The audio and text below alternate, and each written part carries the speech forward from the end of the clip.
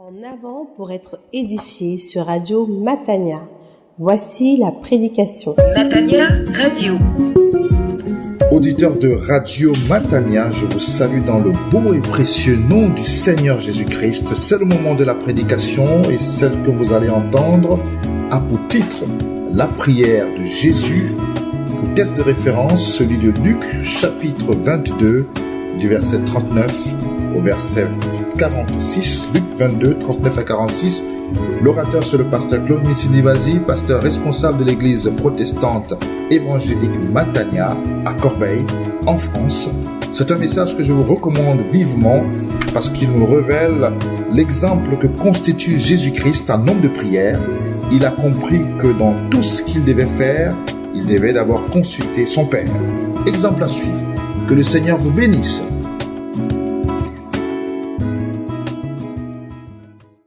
Le texte de ce matin, la bonne nouvelle est tirée de l'évangile selon Luc, chapitre 22, versets 39 à 46.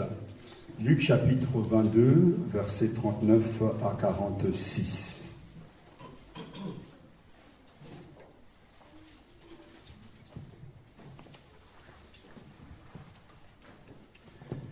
Lisons la parole du Seigneur. Il sortit et se rendit comme d'habitude au mont des Oliviers, et les disciples le suivirent. Arrivé sur place, il leur dit « Priez pour ne pas tomber au pouvoir de la tentation. » Et lui s'éloigna d'eux, à peu près à la distance d'un jet de pierre. S'étant mis à genoux, il priait, disant « Père, si tu veux écarter de moi cette coupe, pourtant que ce ne soit pas ma volonté, mais la sienne qui se réalise. » Alors lui apparut du ciel un ange qui le fortifiait. Pris d'angoisse, il priait plus instamment, et sa sueur devint comme des caillots de sang qui tombaient à terre. Quand, après cette prière, il se releva et vint vers les disciples, il les trouva endormis de tristesse. Il leur dit « Quoi? Vous dormez? Levez-vous et priez, afin de ne pas tomber au pouvoir de la tentation. » Amen. Jésus dit « Levez-vous et priez, afin de ne pas tomber au pouvoir de la tentation. » Prions donc. Nous acceptons ces paroles venant de toi. Nous voulons nous aussi nous lever et prier, afin de ne pas tomber au pouvoir de la tentation, parce que nous savons que l'ennemi de nos âmes, Satan, est à l'œuvre afin de nous écraser, de nous troubler, de nous décourager. Mais tu nous as montré le moyen de vaincre. C'est en priant. Père, nous te prions que cette parole ne tombe pas dans les oreilles des sourds. Que cette tentation que nous avons de toujours entendre, de ne pas appliquer ce que nous entendons, soit chassée ce matin, que nous puissions être guéris de cette maladie terrible, d'écouter sans pratiquer. Seigneur, donne-nous de ne pas entrer dans le vice de ceux qui écoutent, mais qui ne mettent pas en pratique. Donne-nous ce matin de recevoir cette parole comme étant la bonne nouvelle de Dieu pour moi, pour toi, pour chacun d'entre nous. Une parole qui libère, une parole qui instruit, une parole qui construit, une parole qui édifie, et que tous les cœurs serrés, quelle que soit la noirceur de l'état des cœurs, que ta lumière brille. Et que la puissance du Saint-Esprit puisse graver ces paroles dans nos esprits, dans nos cœurs, pour que dès cet instant et durant la semaine qui va arriver, Seigneur, il y ait un puissant changement, afin que notre vie de prière soit intense, une vie de prière puissante, parce que nous avons appris à prier comme le Maître. Père, je te remercie de m'avoir enseigné ces vérités. Tu connais les souffrances qui sont liées à ces vérités. Je te remercie pour le temps, pour la patience que tu as eu mon égard. Merci pour la grâce que tu me donnes de recevoir ta parole. et de communiquer cette parole. Seigneur, honore ta parole et que cette parole porte du fruit. Je sais qu'elle porte déjà du fruit. Elle le portera certainement, soit pour la vie, soit pour la mort. Mais quoi que l'on soit, ton nom sera toujours glorifié. Amen.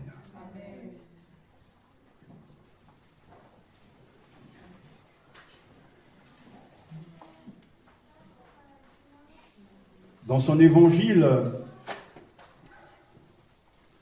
Luc nous fait souvent regarder Jésus en prière.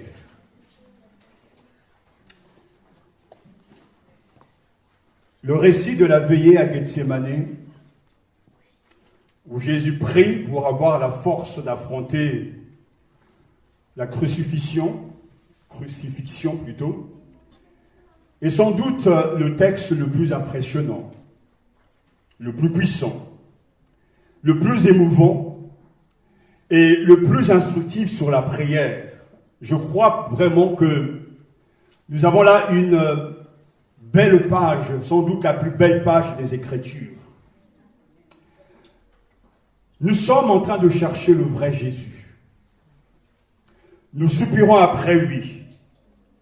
Nous voulons voir Jésus. Pas le Jésus de notre imagination, pas le Jésus de notre catéchisme, bien que je crois qu'il y a aussi des très bons credo de la foi, mais nous voulons recevoir en tout cas et vivre le Christ des Écritures. Il est souvent différent de nos conceptions, de notre manière de voir, de notre manière de penser. Parce que le Jésus des Écritures, bien souvent, ne nous ressemble pas. Il est tout autre. Il est unique, il est inimitable, mais il est fascinant. C'est pour ça que nous prions et nous continuons encore à demander au Seigneur que dans cette assemblée ailleurs, ce message sera entendu, que vraiment nous reconnaissons que Jésus est le Fils de Dieu. Et que nous devons nous soumettre à lui et être prêts aussi à souffrir avec Christ. Le Christ des évangiles, il est vivant. Il parle et il agit. Et c'est pour ça que en lisant les Écritures, en lisant les Évangiles, nous avons le portrait, ou plusieurs portraits, d'un Jésus toujours en action. D'un Jésus qui ne parle pas simplement, mais il montre aussi l'exemple.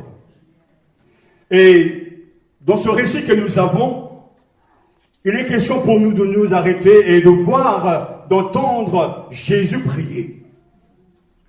Ce qu'il demande à son Père n'a rien à voir avec ce que nous nous demandons. Nous sommes venus ce matin, chacun a ses problèmes. Problèmes de papier, problèmes de santé, problèmes d'argent, problèmes d'appartement. Et ces choses polluent constamment nos vies. C'est notre obsession. Et lorsqu'on vient à l'église, on veut avoir des réponses, des solutions à ces problèmes. Mais pourtant, ce n'est pas la bonne démarche, ce n'est pas la bonne attitude que nous devons avoir. Alors nous prions à la maison, nous demandons aux frères et sœurs de prier pour nous, pour que Dieu puisse combler nos attentes, nos besoins. Mais les prières que nous faisons monter ne correspondent pas souvent à ce que Jésus lui demande à son Père. Et c'est pour ça que la Bible doit nous enseigner, doit nous former à prier de la bonne manière. Et à demander ce que le Seigneur, Dieu notre Père, veut nous donner. Parce que cette veillée de prière à Gethsémani prouve la nécessité de la prière pour avoir le désir et la force d'obéir à la volonté de Dieu. Il faut donc prier dans ce sens, avoir le désir, la force d'obéir à la volonté de Dieu. Quelles que soient nos circonstances, quelles que soient nos difficultés, nous devons apprendre à prier selon la volonté de Dieu. Nous ne devons pas apposer au Seigneur notre point de vue. Nous ne devons pas apposer au Seigneur nos désirs, mais il nous faut absolument entrer dans la volonté de Dieu et prier selon cette volonté. Et c'est seulement lorsque nous prierons selon la volonté du Père que nous aussi nous serons exaucés. Ce texte est très fort. Et pendant que je préparais, ça fait des mois, je dirais même des années que je médite sur ce texte. Il y a un petit chœur, en tout cas congolais, qui me revient, mais je ne pourrai pas le chanter ce matin parce qu'on n'a pas tous les gens qui sont dans les quilombos, mais c'est un chant qui est très fort parce qu'il parle du pied, des mains de Jésus qui ont été crucifiés, cloués sur la croix. Et Jésus l'a fait parce qu'il aimait le monde. Mais avant que nous puissions observer la passion, la mort de Christ sur la croix, il nous faut entrer dans l'intimité du Seigneur à Gethsemane sur le mont aux Oliviers. Il se passe quelque chose d'inouï, d'exceptionnel, une chose qui nous dépasse et qui devra nous émouvoir et nous pousser au respect et à l'adoration. Il sortit et se rendit comme d'habitude au mont des Oliviers. Et les disciples le suivirent. Outre le lieu d'introduction, fourni, Luc nous donne d'abord 2 renseignements. L'habitude de Jésus. Il sortit et se rendit comme d'habitude où? Au mont des Oliviers. Tout le monde savait que Jésus aimait cet endroit.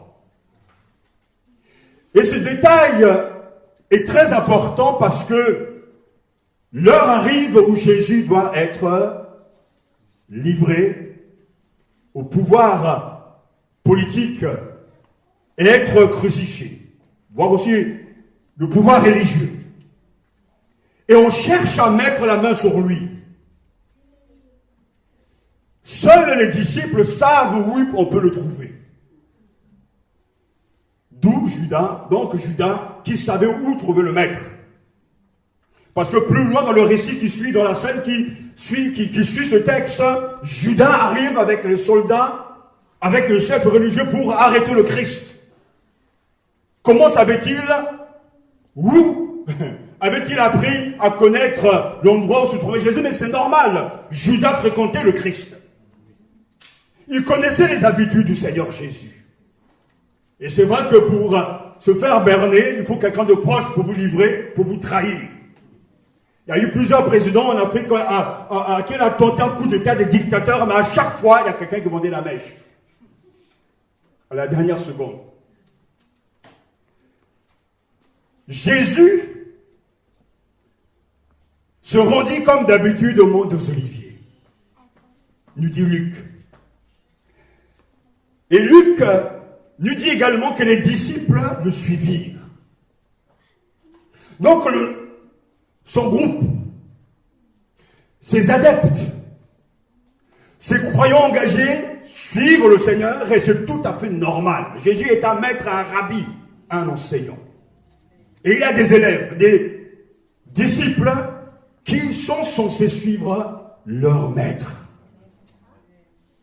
C'est valable pour tous les disciples de Jésus, même au XXIe siècle. De nos jours, un vrai disciple, le disciple selon Jésus, est quelqu'un qui est né de nouveau. C'est quelqu'un qui a reçu Jésus-Christ comme son Seigneur et son Sauveur. C'est quelqu'un qui croit que Jésus est le Fils de Dieu. Et qui a reçu cette révélation de la part de notre Père. C'est quelqu'un qui a décidé de suivre le Seigneur chaque jour. De se charger chaque jour de sa croix et de suivre le Seigneur, quel que soit le prix. Même s'il est insulté, même s'il est calomnié, même s'il souffre, il n'abandonne pas le Seigneur parce que c'est un vrai disciple de Jésus.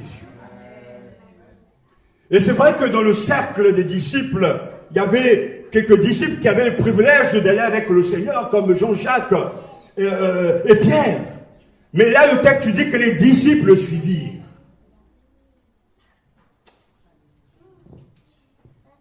Pourquoi suivent-ils Jésus? Parce que Jésus est le modèle à imiter. Il s'agit de faire route, de partir avec lui, de le suivre. Et nous aimons ce cantique qui nous dit « Jusqu'au bout, je veux te suivre, dans les bons comme dans les mauvais jours. » Est-ce que c'est vrai? Luc introduit donc ce récit par ces détails tellement importants. Comme d'habitude, Jésus se rendit au mont aux Oliviers et les disciples le suivirent. Arrivé sur place, il dit le verset 40, il leur dit priez pour ne pas tomber au pouvoir de la tentation. Il exhorte ses disciples. Et c'est un impératif dans le texte original, prier, c'est-à-dire c'est un ordre, sans cesse prier. Priez. Priez donc. Ne cessez pas de prier. Ne vous arrêtez pas de prier. Mais qu'est-ce qui motive le Seigneur? Pourquoi cette exhortation? Pourquoi justement cet ordre permanent, sans cesse prier? En fait, la clé justement de ce souci de Jésus se trouve toujours dans le même chapitre, versets 31 et 32. Simon, Simon, Satan vous a réclamé pour vous secouer dans un crible comme on fait pour le blé. J'ai prié pour toi, afin que ta foi ne défaille pas. C'est-à-dire, Satan vous cherche. Satan veut vous bloquer.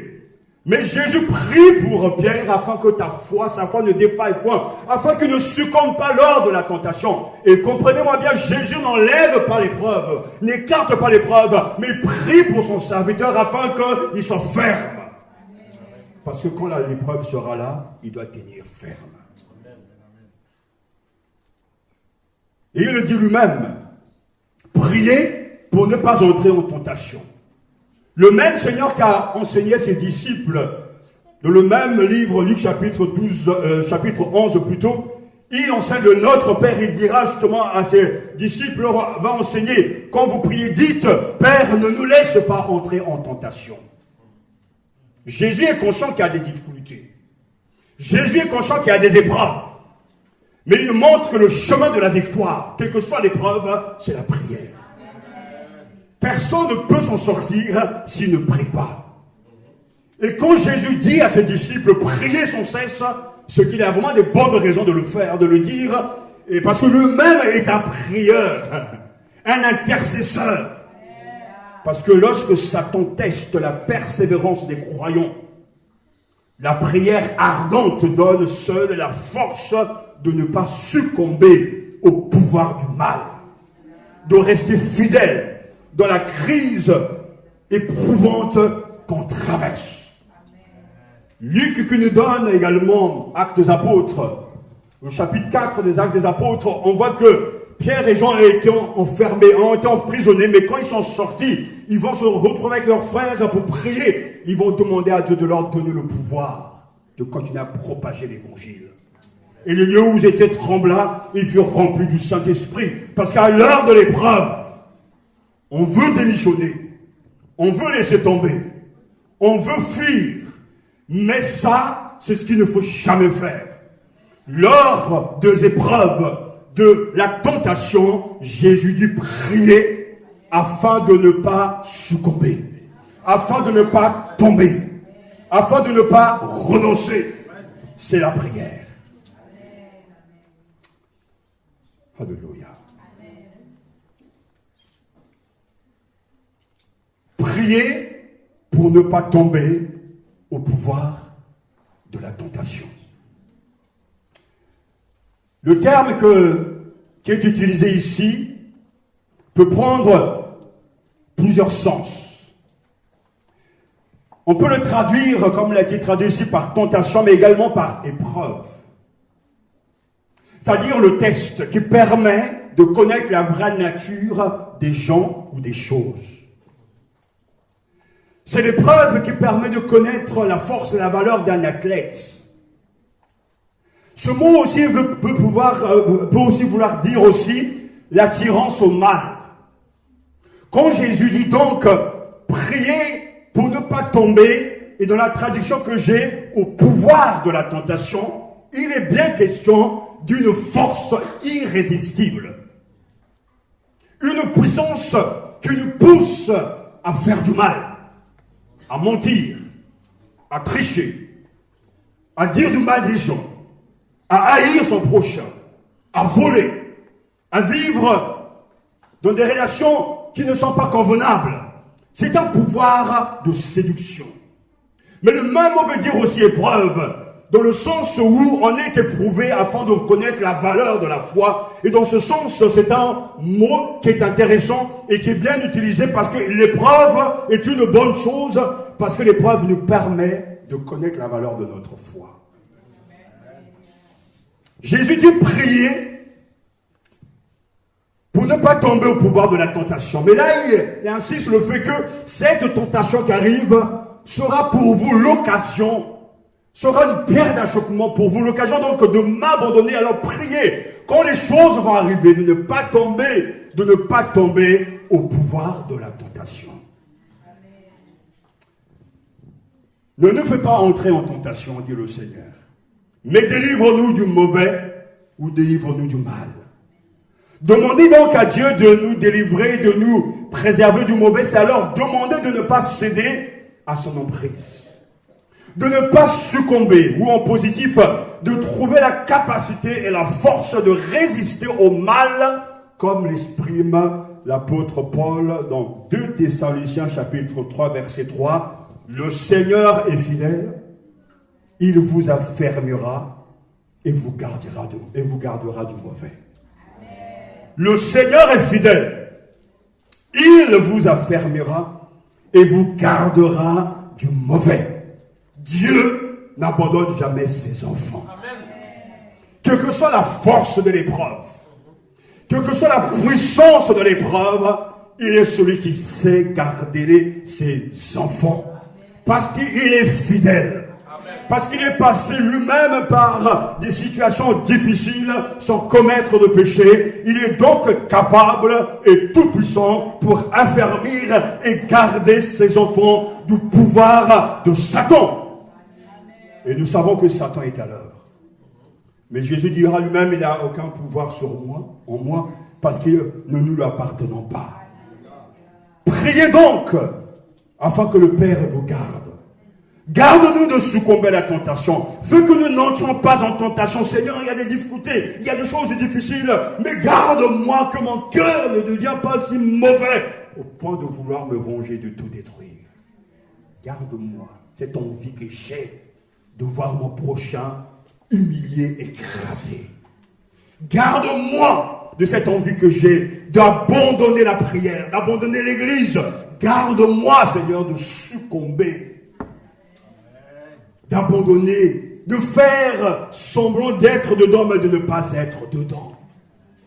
Parce que nous savons que quand on devient un disciple de Jésus, du début jusqu'à la fin, il y aura toujours des combats. Il y aura toujours des difficultés. Mais le Seigneur nous a enseigné, de notre Père, garde-nous du malin. Fais que nous tenons ferme jusqu'à la fin. Alléluia. Ne pas entrer en tentation. Cela consiste à ne pas se laisser détourner du dessein de Dieu. Alléluia. De se détourner du Seigneur. De refuser de lui obéir. Parce qu'il y a des difficultés, parce qu'il y a des sollicitations contraires. Mais Seigneur, garde-moi d'aller dans ce chemin-là, parce que je finirai par le regretter. Seigneur, garde-moi de me laisser entraîner par cette envie, par ce désir qui est vraiment contraire à ta volonté. Garde-moi d'aller là où tu ne veux pas que j'aille. Et c'est ce que Jésus dit à ses disciples. Une fois de plus, le Seigneur pense aux autres. Il est préoccupé de la vie spirituelle de ses disciples, alors que lui-même est en train de vivre l'épreuve suprême. Il se soucie de ses enfants, il se soucie de ses disciples. Dans la version parallèle de Matthieu, nous lisons, il prit avec lui Pierre et les 2 fils de Zébédée, et il commença à être saisi de tristesse et d'angoisse. Il leur dit alors, mon âme est triste à en mourir. Restez ici et veillez avec moi. Matthieu chapitre 26, versets 37 à 38. Et il commença à être saisi de tristesse et d'angoisse. Il leur dit, mon âme est triste à en mourir. L'aveu que fait Jésus de la tristesse qui remplit son cœur est une parole sainte. entre toutes les paroles saintes, Jésus est honnête. Jésus partage sa tristesse. Mon âme est triste à en mourir. Je bénis le Seigneur pour ses paroles. Parce que lui a connu la tristesse. Il avait des raisons d'être triste. Il est venu vers les siens et les siens ne l'ont pas reçu. Il a accompli des miracles, des prodiges. Il a circulé. Il a voyagé, apportant la bonne nouvelle du royaume des cieux. Mais on l'a rejeté, on l'a chassé. Jésus a été triste de voir les siens l'abandonner. Jésus était triste parce qu'au moment où il avait besoin que ses amis l'entourent de leur affection, ils sont en train de dormir. Mon âme est triste à en mourir. Jésus est effrayé. Jésus vit un drame. Mais Jésus montre une sensibilité saine. Je bénis Dieu pour la véracité des Écritures, l'honnêteté des Écritures. C'est comme si Jésus prenait à son compte le psaume 42, 43, où il dit « Pourquoi tu es triste, mon âme ?» Si tu es triste parce que tu as péché, cette tristesse doit te conduire à la repentance. Mais si tu es triste parce que tu fais du bien et tu marches avec le Seigneur et que les difficultés arrivent pour t'écraser, t'arrêter, alors cette tristesse doit se transformer en espérance, en sujet d'action de grâce. Parce qu'il y a la bonne tristesse qui conduit au salut. Jésus n'était pas triste parce qu'il y avait du péché en lui. Jésus n'était pas triste parce qu'on ne l'aimait pas. Jésus était triste parce que le sang de l'humanité repose sur lui. Parce qu'il est venu donner la vie. Mais les gens ne veulent pas l'écouter. Il les a suppliés. Mais ils ne veulent pas entendre. Il était comme un musicien qui jouait et les gens se moquaient de sa mélodie. Mais sachez-le qu'aucune de nos souffrances ne lui est étrangère et n'est inaccessible à sa compassion. Par sa mort pour nous, il a fait mourir la mort. La tristesse de Gethsémani a été la douleur d'un enfantement. Parce que grâce à Gethsémani, là, sous cette montagne, Jésus va triompher. C'est le début de la victoire. Qui va conduire le Fils de l'homme vers sa destinée, son dessein éternel, la mort sur nous croit. Et son ensevelissement, et le troisième jour, il ressuscitera d'entre les morts. Il apparaîtra à ses disciples, et après il montera auprès du Père, et de là reviendra pour juger les vivants et les morts. Oui, Gethsémani est un moment tellement important. Parce que cette tristesse va se transformer en louange. La tristesse peut me gagner, voire me remplir. Mais Jésus l'a soufferte pour moi, sans faillir dans l'espérance. Alléluia. Alors que je peux me laisser engloutir par cette tristesse, je veux penser à mon Seigneur qui a porté mes douleurs et mes peines sur la croix pour que je sois dans la joie. Comprenez-vous maintenant pourquoi Jésus exhorte ses disciples? Il leur demande de prier sans cesse afin de ne pas succomber, de ne pas tomber au pouvoir de la tentation. Et lui s'éloigna à peu près de la distance d'un jet de pierre, s'étant mis à genoux, il priait disant: Père, si tu veux, écarte de moi cette coupe, pourtant que ce ne soit pas ma volonté, mais ta volonté. Alléluia. Jésus parle à ses disciples, mais lui-même pratique ce qu'il dit. Alléluia. Il va d'abord s'arracher. Tel est le sens de ce mot. Il va donc prendre la distance et Jésus, dans son humanité, quand on connaît ses difficultés, va aussi s'adresser à son Père. Suivez bien le texte parce que c'est quelque chose de tout à fait incroyable, des gestes que nous avons oubliés même dans nos réunions à nous. C'est on met à genoux. Pour un juif, c'était particulier. Parce que normalement, dans les synagogues, on restait debout, on priait. Donc, il y avait le Seigneur debout. Mais Jésus va prendre la position de l'esclave. Il se met à genoux. priant, et il prie, il dit Père. Les mots qu'il prononce sont riches de sens.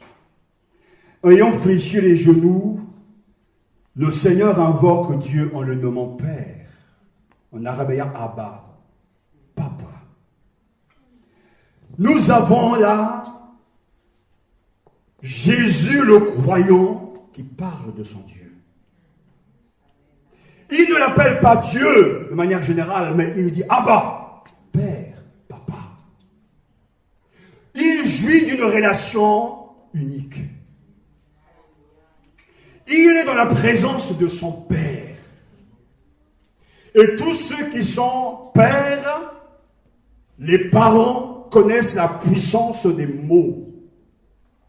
Quand un enfant te dit papa, pour la première fois quand ton fils te dit papa, ou ta fille te dit papa, tu es ému. Parce qu'il n'y a que toi qui peux comprendre le sens de ces mots. Parce que cet enfant est sorti de toi et a été donné par le Seigneur, prêté par le Seigneur. Donc il y a quelque chose de toi en lui. Jésus est dans l'intimité de son papa. Alléluia. Il ne dit pas oh Dieu, Jéhovah, Yahvé, Jiré. Et tous les titres de Dieu me disent Abba, Amémer, Père, Papa. Oh là. Si tu veux, écarte de moi cette coupe. Pourtant, que ce ne soit pas ma volonté, mais ta volonté. Il n'y a pas une langue prière, comme nous savons le faire. Parce que dans les habitudes de nos cultures, entre guillemets, on pense que plus on prie longtemps, et plus Dieu va entendre. Donc on bombarde le ciel. Et certains même arrivent à penser, à prêcher, ça c'est des prédications qu'il ne faut pas écouter, qu'il faut prier à des heures bien précises, oui c'est ça. Donc si tu pries à minuit, le démon, il sera vaincu. Donc on érige, on fabrique des calendriers, des méthodes de prière. Jésus n'a rien à voir avec ces méthodes. Les gens partent du vécu pour essayer de ramener à la vérité ce qui n'est pas dans la Bible. C'est vrai que j'ai souvent entendu, même quand je suis au Cameroun, on dit que mais on a trouvé des gens par terre dans les jardins des gens. Parce qu'à minuit, l'église prie, et comme les voyageurs en esprit sont touchés par la prière, donc ils tombent. Et on les ramasse dans les cours de maison. Et je sais que les pasteurs qui m'ont raconté ces expériences sont des gens dignes de foi. Il y a une réalité. Mais la Bible ne nous donne pas de tels exemples. La Bible ne nous dit pas qu'il faut prier Jésus cette fois. Jésus, Jésus, Jésus, Jésus, Jésus, Jésus, Jésus. Non. Je prêchais dans une église à Corbeil et là, le responsable dit on va prier. Et il dit il faut répéter avec moi 7 fois Jésus et les démons vont tomber. Il dit moi je ne répète rien. Jésus n'est pas dans les formules. La puissance de la prière du Seigneur, c'est son intimité. Il est avec son père, son papa. Il connaît son papa et le papa connaît son fils. Et c'est la raison pour laquelle il sait comment parler à son père. Et il sait aussi que sa piété est là pour lui garantir de l'exaucement. Alors Jésus prononce quelques paroles, mais chargées de sens. Si tu veux, écarte de moi cette coupe.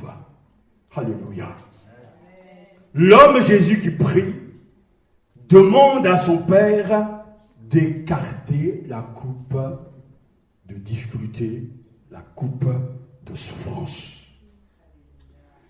C'est quand même étonnant parce que Luc est vraiment l'évangéliste de la prière.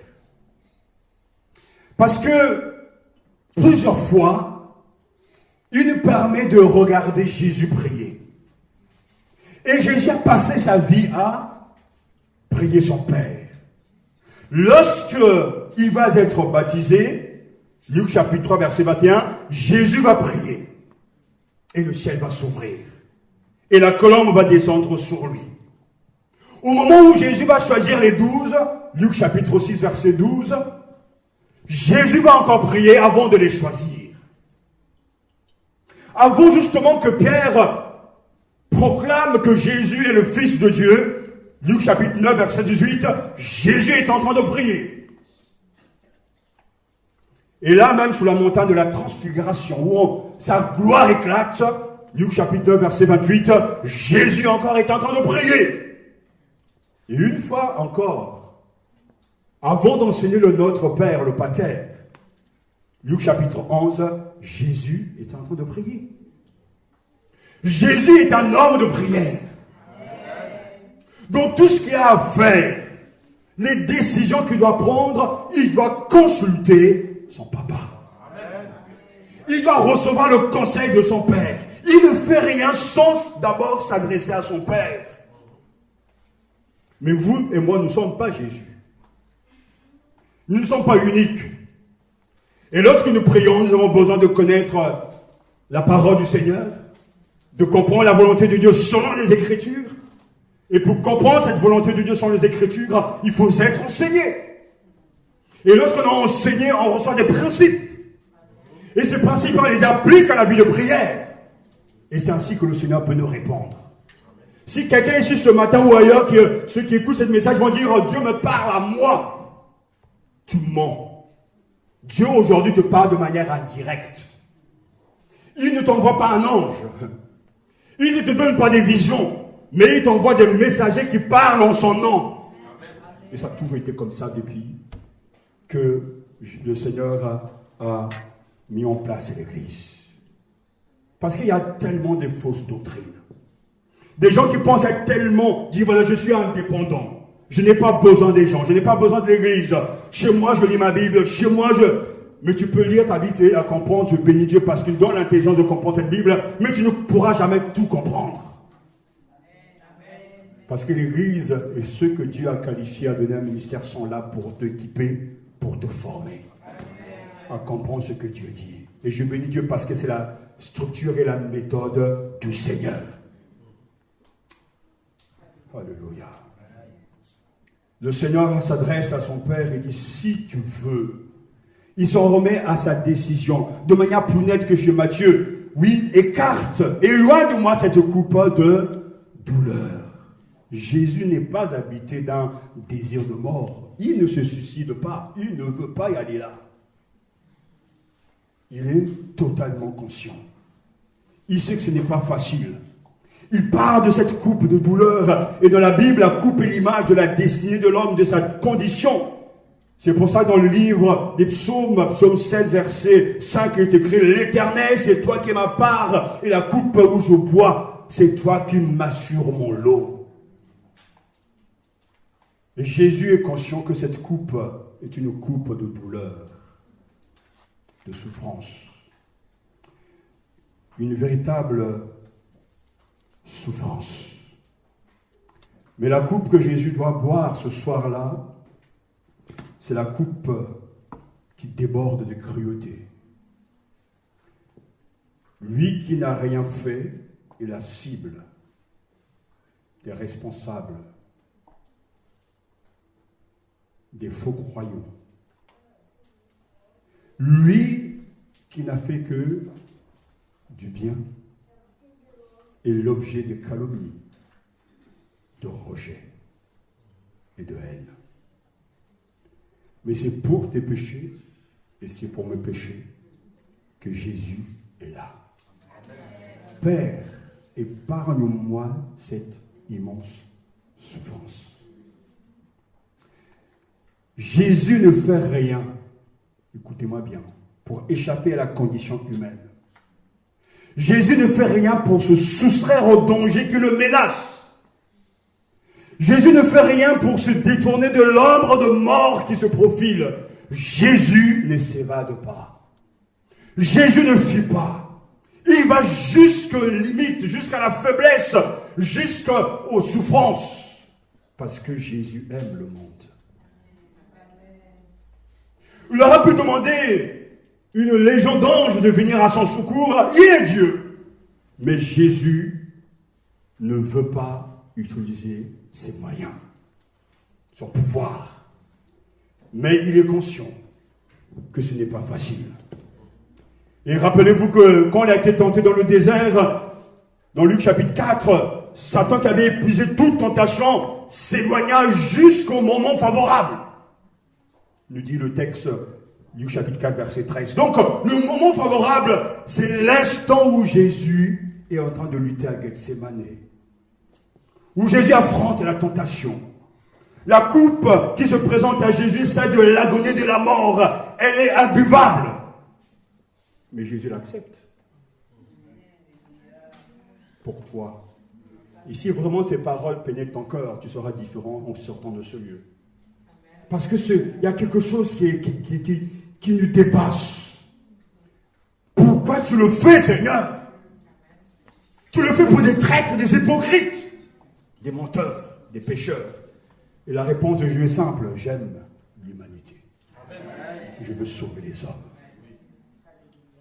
Rappelez-vous ceci, que l'agonie de Jésus est le combat entre son vouloir vivre et son désir de fidélité. L'agonie de Jésus est le combat entre son vouloir vivre et son désir de fidélité. Il veut vivre, mais il veut être fidèle en même temps à son Père. Parce que pour lui, sa nourriture au quotidien était de faire la volonté de celui qui l'avait envoyé. Mais l'heure arrive. Et Jésus, qui est un homme saint de corps et d'esprit, il veut en être délivré parce que personne n'aime la mort. Alors il prie. Mais la mort de Jésus, c'est la mort pour sauver les hommes de leurs péchés. L'heure est venue. Le Seigneur demande à son Père, si tu veux, écarte de moi cette coupe. Toute sa vie, le Seigneur a été éprouvé, a été tenté, mais il n'a pas abandonné. Le Seigneur a enseigné à ses disciples. Il leur avait averti qu'il devait mourir, qu'il sera trahi, bien sûr, sera rejeté, crucifié, mais pourtant, à leur hache, le Seigneur demande, Père, si tu le veux, et non pas ce que moi je veux, éloigne de moi cette coupe. C'est Jésus qui demande d'utiliser la prière pour lutter contre la tentation, parce que la tentation est là de céder, de succomber, de ne pas aller jusqu'au bout. Mais il dit, veillez et priez pour ne pas céder à la tentation. L'esprit de l'homme est plein de bonne volonté, mais la nature humaine est bien faible.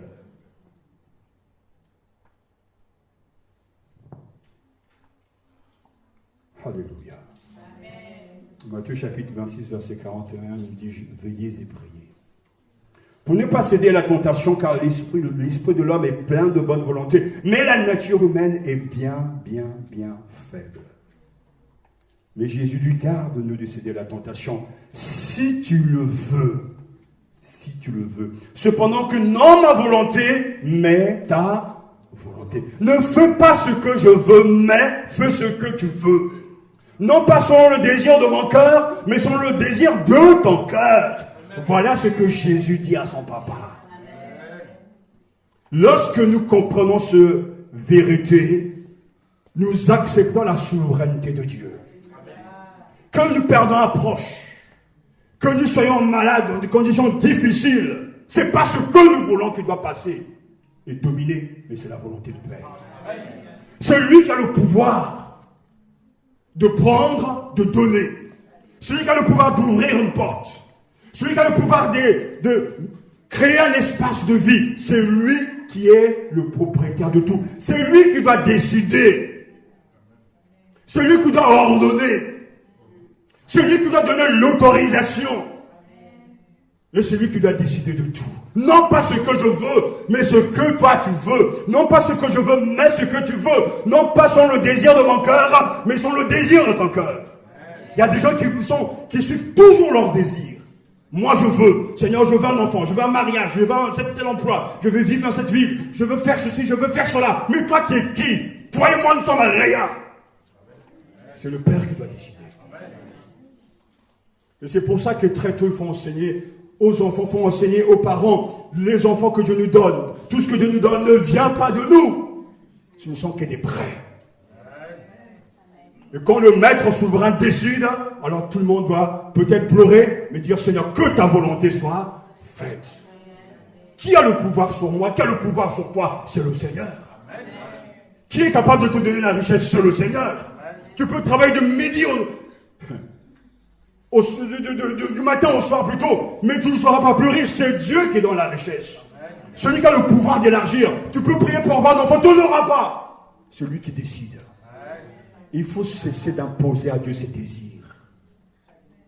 Moi, je veux.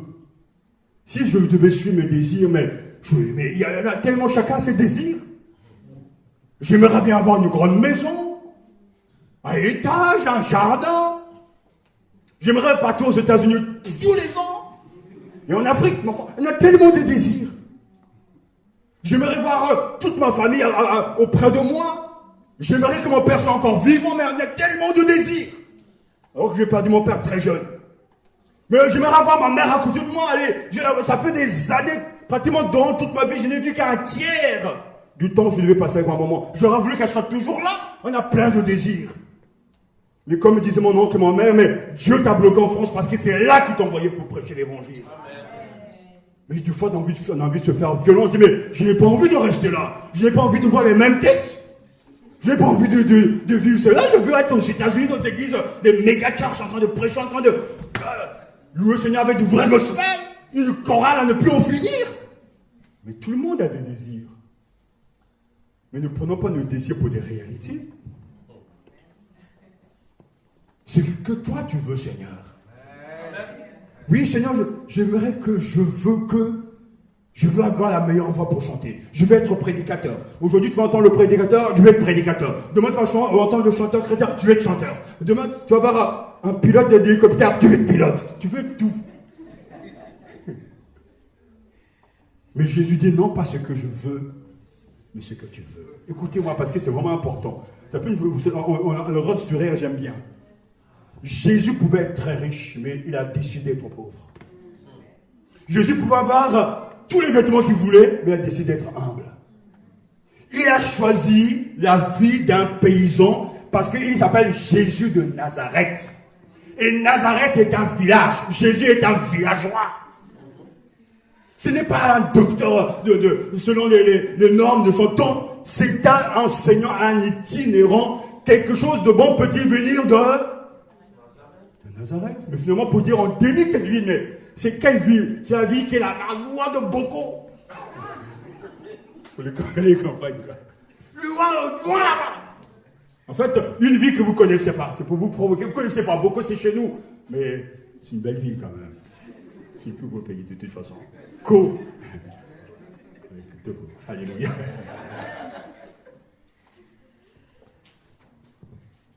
On a tous nos désirs. Mais le plus important à la fin, c'est la volonté de Dieu. Ce que Jésus est en train de me dire, ne fais pas ce que je veux, mais ce que tu veux. Peut-être ça fait longtemps que tu pries pour tel sujet, Dieu ne t'a pas entendu. Il peut y avoir plusieurs raisons. Peut-être qu'il y a du péché dans ta vie. Peut-être qu'il y a de la haine dans ta vie, Dieu ne t'entend pas. Peut-être que tu ne t'entends pas avec ton mari, Dieu ne peut pas t'écouter. Peut-être que tu n'es pas fidèle à ce que Dieu te demande, Dieu ne t'entend pas. Ou simplement, s'il n'y a pas de péché, il y a seulement le nom de Dieu. Je ne veux pas te donner ce que tu me demandes parce que je sais que ça va te détruire. Je suis père. Il n'y a aucun moment je veux dire, je vais te donner un couteau à mon fils, mais non, ça ne va pas. Mais l'enfant, quand tu lui donnes un couteau, lui, c'est un couteau, c'est un objet, il joue avec. Il peut se blesser.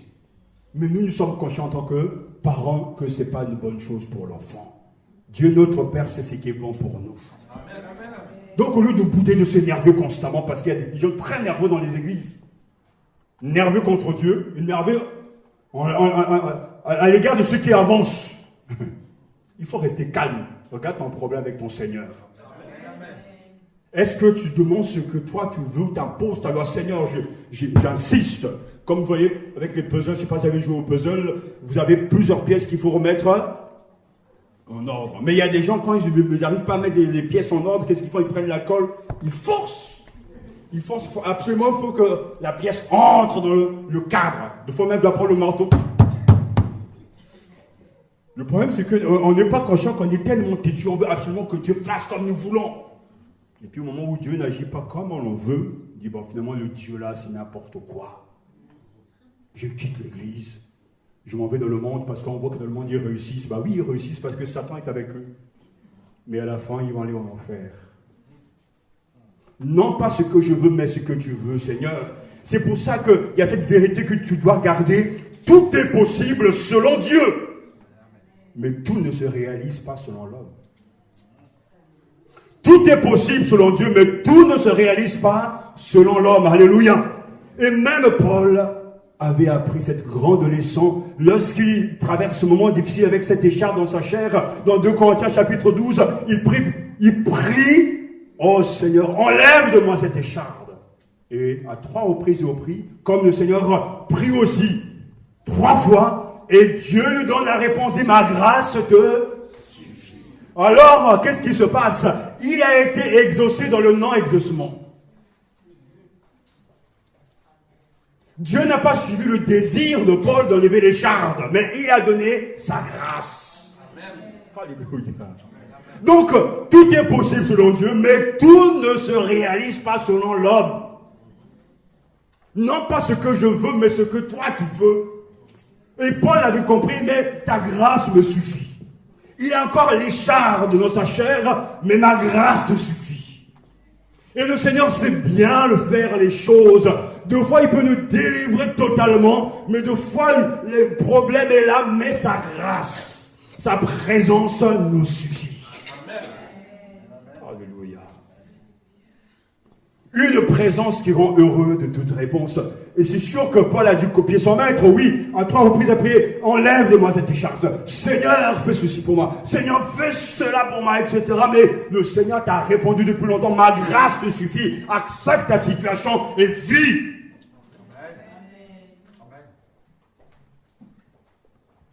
Alléluia.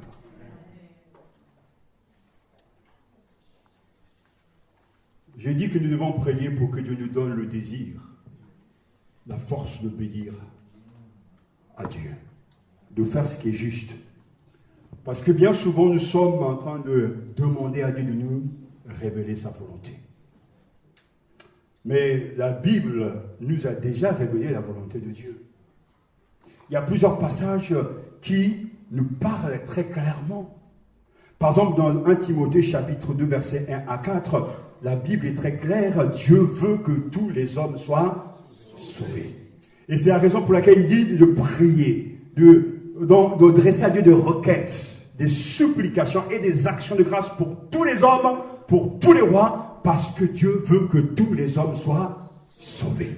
Alors à chaque fois que nous prions pour les rois, pour les autorités, à chaque fois que nous prions pour le président, pour le gouvernement, nous sommes en train de faire la volonté du Père. La Bible me dit également que soyez remplis du Saint-Esprit dans Éphésiens, chapitre 5, verset 18.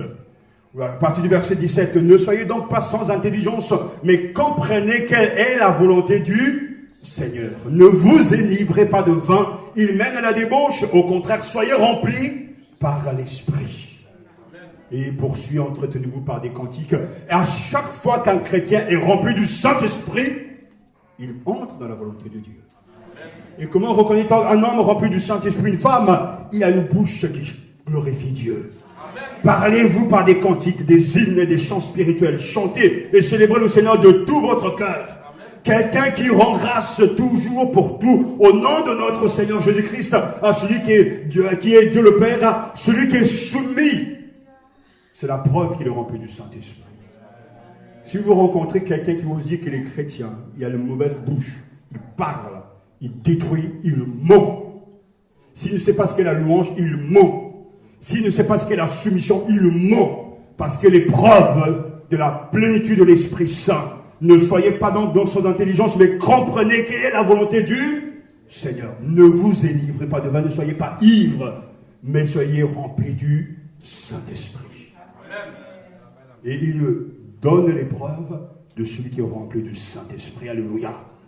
La volonté de Dieu est claire, n'est-ce pas?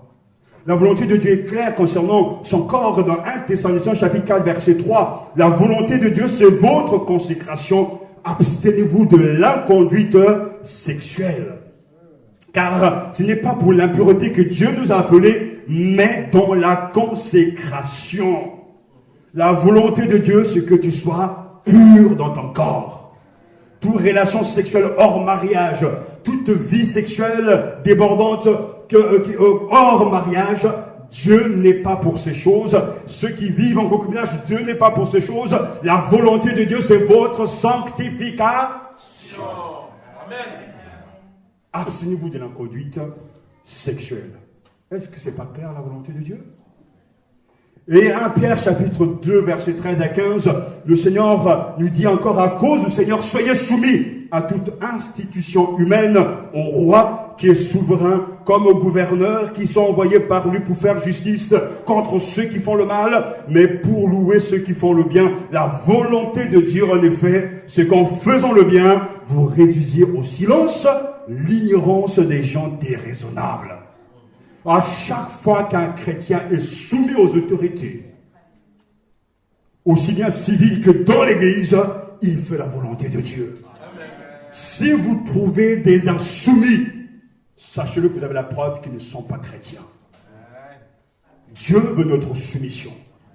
On est soumis à Dieu, et le 1 Pierre nous dit très clairement: à cause du Seigneur, soyez soumis à toute institution. Et quand nous prions pour M. Vasse, quand nous prions pour M. Hollande, quand nous sommes soumis aux autorités, quand nous payons même nos impôts, le ticket de métro, le ticket de train, nous sommes soumis à l'autorité que Dieu a instituée. Un chrétien ne vole pas le train, un chrétien ne vole pas l'État. Il est soumis aux autorités. Et quand il le fait, il fait la volonté du Père.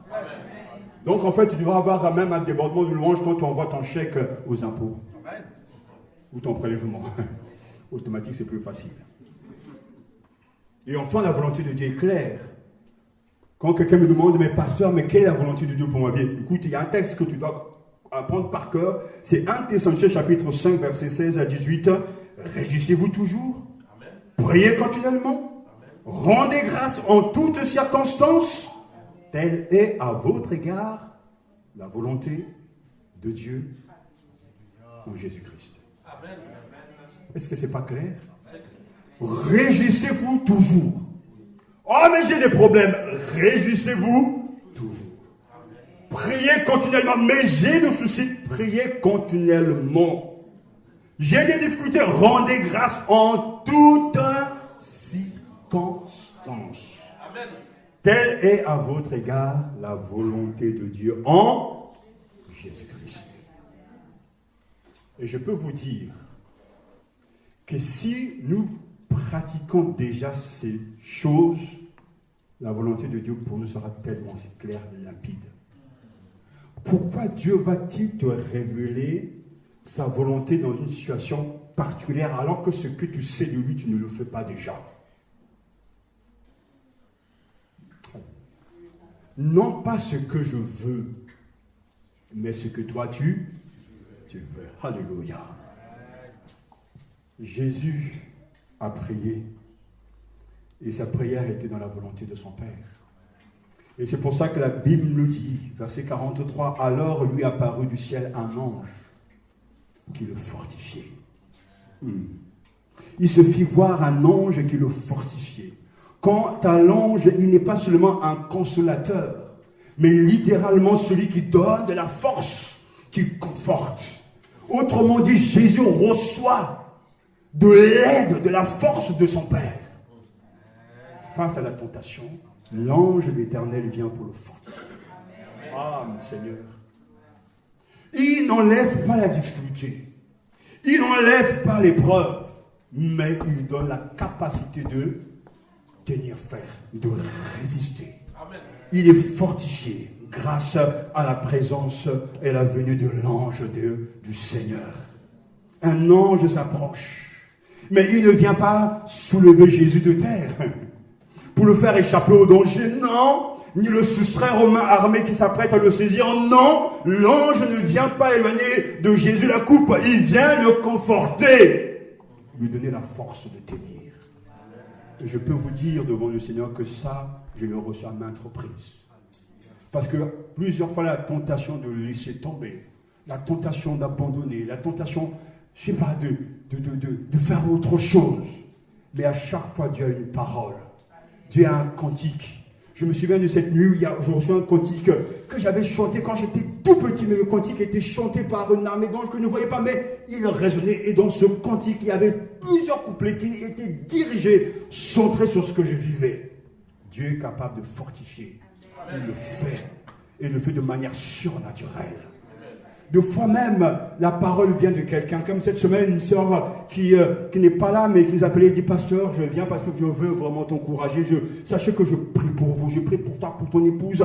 Je prie Dieu parce que, avec ce que vous avez traversé, Dieu vous a soutenu et vous soutiendra encore. Une parole de réconfort. Tout ce que vous avez enseigné, je l'ai gardé et cela m'a fait du bien. Oui, Dieu sait fortifier ses enfants. Je le bénis parce qu'il ne fait pas échapper à la situation. On a envie de fuir, mais il nous maintient, il nous maîtrise. Tu dois continuer. Tu dois faire un pas supplémentaire. Et en tant que pasteur, il faut dire, mais ce peuple est tellement raide comme les Israélites, que faut-il leur dire encore? Quelle patience faut-il avoir encore? Dit, tu dois avancer. Tu dois continuer. Fais-moi confiance. Tu ne pourras pas échouer. Parce que Dieu fortifie toujours ce serviteur. Comme Ésaïe 40, il dit que oui, à ceux qui sont fatigués, lassés, il renouvelle leur force. Il échange leur force. Tu es peut-être découragé de faire la volonté du Seigneur. Alors sache que le Seigneur est capable de te fortifier. Il l'a fait pour le Seigneur Jésus. Le Père, il le fera aussi pour toi. Priez d'angoisse et priez plus instamment et ça sera devint comme des caillots de sang qui tombait à terre et en proie à l'anxiété, il priait plus intensément. Ah, Seigneur, donne-nous de comprendre ces paroles. Le Christ est en train de persévérer dans la prière. On était dans une église, le pasteur m'avait confié quelque chose de tout à fait tragique. Il dit, mon frère, tu sais, je suis venu attendre les gens dans nos réunions de prière. Il y a des fois où j'étais tout seul lors de ces réunions de prière. Ça fait mal au cœur.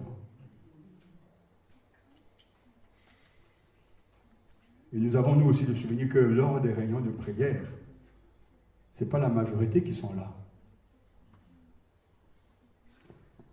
La Bible dit de prier sans cesse. Donc de ne jamais s'arrêter. Et Jésus lui-même, en proie à l'anxiété, il priait plus intensément. Mais on se dit, mais pourquoi il a besoin d'intensifier la prière? Mais parce qu'il va aller jusqu'au bout. Lui-même a dit de prier sans cesse, d'importuner le Père. Tant que tu n'as pas reçu la réponse, il faut persévérer. Et si la réponse tarde, demande au Seigneur de te montrer ce qui ne va pas. Qu'est-ce qui empêche sa main de te toucher, de te bénir? Quel est le problème? Et il te montrera réellement. Parce qu'il parle, il est honnête. Jésus est agité, malgré le fait qu'il soit fortifié par l'ange, le combat, la lutte, et là, c'est l'agitation, l'inquiétude, l'anxiété, l'angoisse. Oh, c'est parce que ce temps est un temps terrible. C'est l'heure, le pouvoir des ténèbres. Lui dira le verset 53. Mais il priait plus intensément. Je vous ai souvent dit que l'une des armes les plus redoutables que Satan utilise, c'est le découragement. Oui. C'est une arme terrible. Et cette arme, je dirais, touche davantage les vrais saints, parce que quand vous faites ce qui est juste et que Dieu est silencieux, c'est un piège terrible. Habakkuk est passé par là. Quand même arrive au point où il dit, mais jusqu'à quand? Jérémie est passé par là au point même qu'il demandait, mais qui a eu, en tout cas, qui s'est permis d'aller annoncer à mon père qu'il a eu un fils? C'est-à-dire, cet homme, il est fou, quoi. Tellement ces difficultés le dépasser, lui, le vrai prophète de Dieu, se fait traiter de tout et n'importe quoi, oublié, calomnié, on ne veut pas l'entendre, alors que les autres faux prophètes ont du succès. Lui, le fidèle, il ne connaît que des lamentations. Et la tentation est difficile pour lui, parce qu'il dit, mais à quoi finalement, à quoi tout ça? J'ai donné ma vie pour le Seigneur, je consacrais ma jeunesse au Seigneur, je consacrais ma vie au Seigneur, mais pour gagner quoi sur cette terre? La tentation est grande de laisser tomber. Mais il ne faut jamais laisser tomber. De toute façon, je dirais même, Dieu ne vous permettra pas que vous laissiez tomber. Alléluia. Mais c'est dans ce moment-là qu'il faut s'arrêter et qu'il faut prier davantage. De peut-être s'ouvrir à des frères qui connaissent le sang de l'intercession. Frère, je passe par des moments difficiles, intercède auprès du Père pour moi. Jésus avait besoin de ses amis, ses amis l'entourent, mais ils sont là et ils sont en train de ronfler, de dormir. Vous savez, il y a des fois des épreuves où on n'a pas besoin de prière, on a besoin simplement d'une présence. On n'a pas besoin de parler, mais de dire je suis là. Tu as besoin d'un coup de main, je suis là. Ce sont des mots simples, mais ce sont des mots riches. Tu peux compter sur moi. Je serai là pour t'aider. Tu as besoin d'un coup de main, je suis là. Ce sont des mots simples. Il faut savoir les dire de tout son cœur à son prochain. Savoir les dire à son frère, à son pasteur, sa femme, etc. Se dire les uns aux autres, je suis là. Jésus avait besoin de cette présence. Il était là constamment pour eux. Mais vous voyez, ça ressemble toujours à ce que nous vivons. Mais quand on lui a besoin des gens, personne n'est là. Tout est écrit, hein. Quel combat. Et quand après cette prière, il se releva et vint vers les disciples, il le trouva endormi de tristesse. Mais les mots sont chargés de sens. La prière est une lutte, un combat en vue du changement, mais Jésus trouve ses disciples endormis. Et en fait, ils sont assoupis de tristesse. Mais en réalité, leur sommeil d'homme abattu exprime leur incompréhension de ce qui va arriver. Parce que quand tu sais que ton maître va être crucifié, tu es vraiment réveillé et tu luttes. Mais Jésus, toujours rempli d'amour et de compassion, va dire, mais il dit quoi? Vous dormez, mais levez-vous et priez afin de ne pas tomber au pouvoir de la tentation. Seul peut vaincre celui qui prie, car Dieu le soutient. Alléluia. Pourquoi dormez-vous? Paul demandait la prière des saints, et nous aussi nous vous demandons la prière. Que chaque jour, dans vos moments de prière, vous ayez 1 minute, vous pensez à nous. Et quand vous allez prier pour nous, vous allez davantage nous aimer.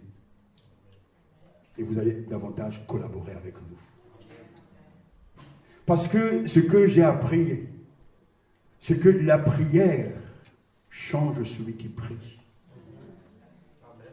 Si quelqu'un prie, il ne change pas, c'est qu'il n'a pas vraiment rencontré le vrai Dieu.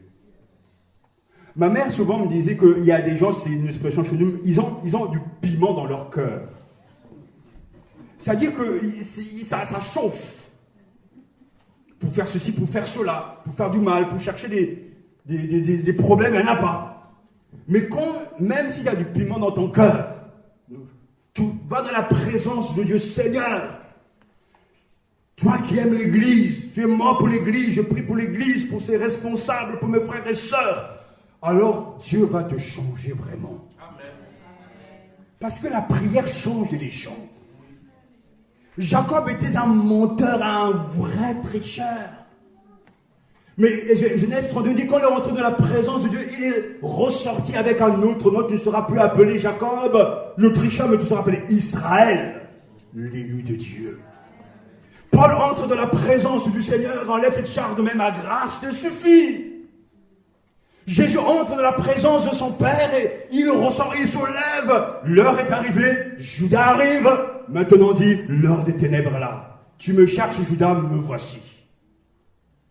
il a triomphé. La prière change les gens. Au bout de plusieurs années, quelqu'un qui était difficile à vivre, avec un mauvais caractère, un mauvais comportement, à force de prier, de lire, la personne, ça s'agit, la personne est maîtrisée par Dieu, a d'autres sentiments, d'autres émotions, d'autres pensées, parce qu'il passe du temps dans l'intimité du Maître. Il y a quelques années, la femme de mon pasteur avant m'avait donné plusieurs brochures. Dans le titre de cette brochure, c'est sa présence. Et dans cette brochure, ce texte me disait, ce qui est important, c'est pas ce que tu vas dire, ce que tu vas faire, mais être conscient d'entrer dans ma présence. Amen. Et c'est là où tout se passe. Je gagne mes victoires dans la présence de Dieu. Je reçois des messages dans la présence de Dieu. Je tremble de mes ennemis dans la présence de Dieu. Je deviens puissant dans la louange dans la présence de Dieu. Je deviens plus saint dans la présence de Dieu. Et quand tu sors de là comme Moïse était monté sur la montagne à rencontrer Dieu, ton visage est resplendissant. Tu n'es pas le même intérieurement comme extérieurement, bien que extérieurement rien ne change, mais intérieurement, il y a une présence. Il y a un parfum, le parfum de la présence de Dieu. Alléluia. Seul peut vaincre celui qui prie, car Dieu le soutient. Jésus est vainqueur parce qu'il savait s'adresser à son papa. Que faire lorsque nous traversons des moments difficiles? Il faut prier. Il faut prier. Tout est possible à Dieu, mais tout ne se fera pas selon nos désirs. Alléluia. La prière change celui qui prie. Lorsque Satan teste la persévérance et la fidélité des croyants, la prière ardente donne seule la force de ne pas succomber au pouvoir du mal, de rester fidèle dans la crise éprouvante qu'on traverse. Et Jésus nous l'a montré et il te pose la question, pourquoi dormez-vous?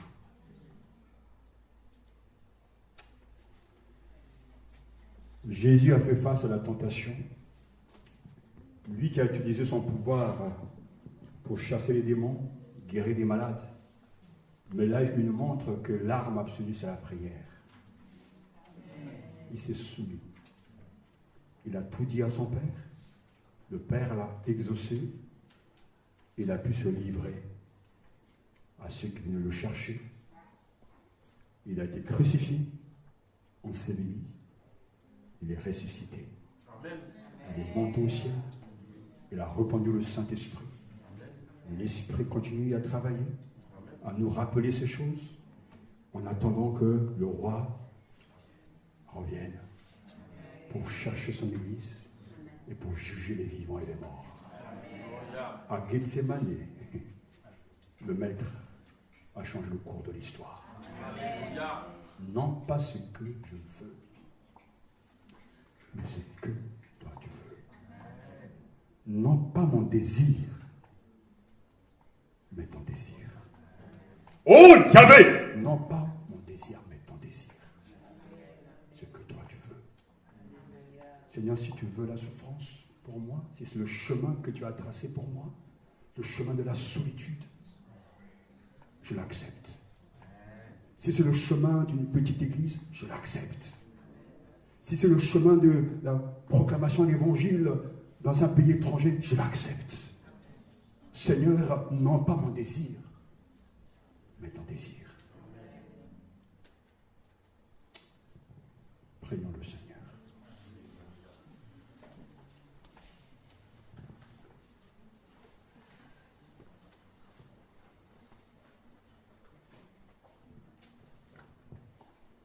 Priez pour ne pas tomber au pouvoir de la tentation. Dans les circonstances présentes, abandonner Dieu, désespérer même de Dieu à cause de souffrances. Toi qui portes ces fardeaux, ces inquiétudes depuis tant d'années, ces faiblesses, il est temps de dire au Seigneur, je te laisse ces choses et je choisis de croire en ta souveraineté. Tu sais ce que tu fais et je n'ai pas le droit de te juger. Seigneur, la tentation de douter de ton amour, la tentation de douter de ta présence, de ta justice. Seigneur, je ne veux pas succomber à ces tentations, à ces épreuves. La tentation Seigneur, de ne pas croire que tu sois à la hauteur de mes attentes. Je refuse de céder à ces messages que Satan m'envoie. Je crois que tu peux tout, que tu es à la hauteur, que tu es tout puissant. Mais je veux te dire honnêtement, fais comme tu veux et non pas comme moi je veux. Alléluia. Que deux personnes nous causent la prière.